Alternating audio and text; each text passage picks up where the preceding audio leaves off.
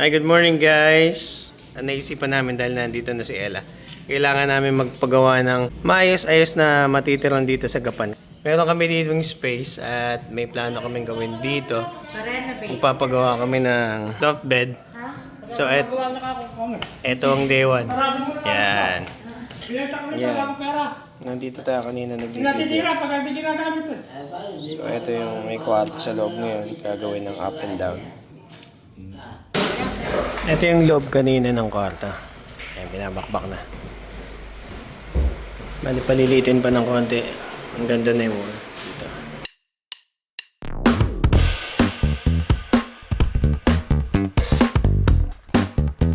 Ayan, tapos na namin baklasin yung dating kisame, dating walls, tsaka lahat ng kung ano-ano. Ito yung mga kahoy na napagtanggalan ng mga kisame.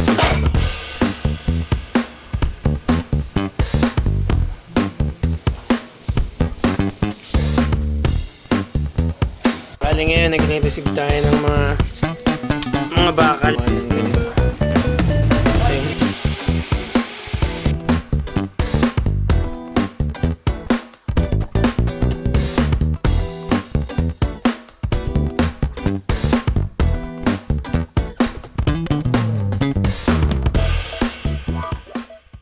So ngayon, itong natapos niya ng tatlo sa ibabaw na to. And then, ito yung magiging landingan. Hagdan natin pababa dito. Hindi na tayo nakapag-video kanina kasi umalis tayo.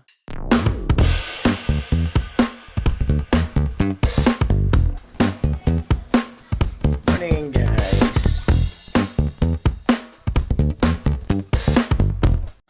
Ayan guys, natapos na ang day 5. Dagdagan na tayo ng mga bakal dito. Halos kumpleto na. Naputol naman na nila kaya bukas isasalpak na lang. Yung panel dito sa likod. Ayan, natapos din nila.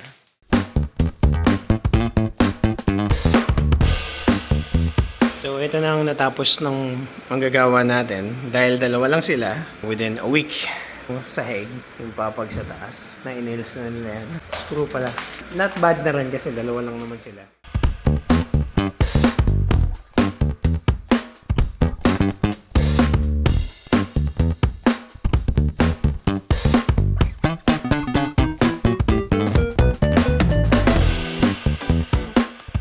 Ito, nabagbag tong ating... ako pala gumana ito. Binagbag ko yung dating lababo dyan.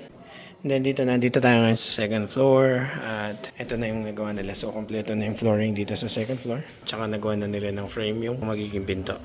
And pumasok na rin pala ngayong araw na ito yung electrician. Kaya nag-aabang na kami ng mga kuryente dito.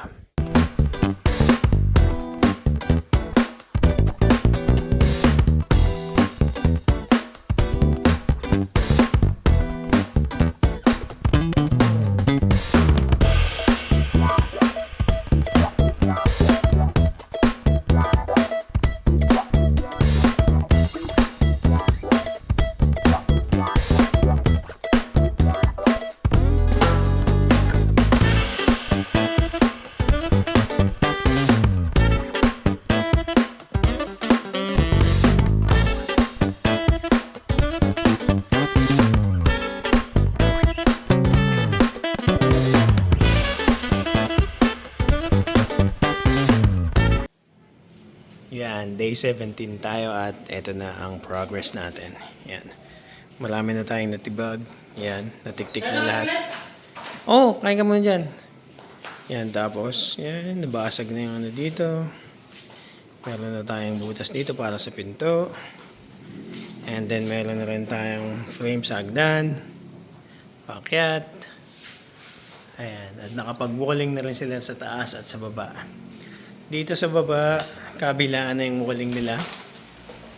Yan. Kasi dito mag-glass tayo. Glass. Glass.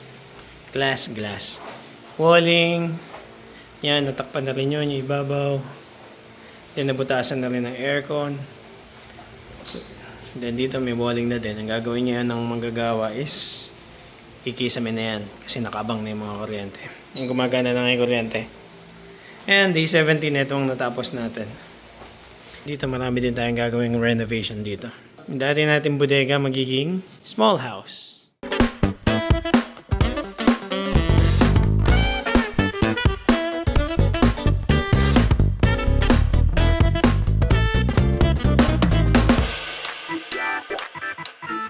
Update tayo guys, nasa day 20 tayo at medyo nababagalan kami sa progreso nung dalawa lang yung taon namin kaya naging 3. Pumasok ang electrician, naging 4. Kumuha kami ng taga-test tapos ngayon, ika day 20, kumuha na rin kami ng mason. Mabilis naman ang gawa nila ngayon. Ito yung natapos na nila. So ito yan, nabutas na tapos. Tapos ito papatakpan na din namin. Yan yung hagdan natin, natapos na din mga few days ago, 2 days ago, 3 days ago na kompleto. Pero hindi pa naka-screw yung mga yan. Dito sa loob, natapos na yung kisame, yung paglagay ng walls. Yan, kompleto na. Lalagay na lang na mounted cabinet dito. Tapos palitada, pintura, pinto. Salamin. Yan na yan, nakahalo na rin sila dito. Lumawang na kasi nakapaglabas na kami na ibang gamit. Tapos dito din, tinanggal na yung abang ng pinto. At isasarado na rin ito mamaya. Tapos dito naman sa gawi dito, bakante na rin. Naumpisahan na rin testesin yung mga tiles dito. Yan. Ito, nabasag na rin. Dito yung magiging daan na bago. Kagawa sila ng hagdan dito mamaya pababa. Papalitan natin ng tiles to para maganda. Tapos ceiling din dito. May ceiling din dito. Okay, update ulit tayo. Day 23 tayo today. At kumuha tayo ng bagong mason. Bali, ang gumagawa ngayon is total of 6. 4 yung bago. Bukod sa electrician. Diyan na lang yan. So, ito tayo sa second floor. Okay na to. Matatag. Glass yung ilalagay dito sa mga pagitan yan. Ikisamin natin dito sa taas.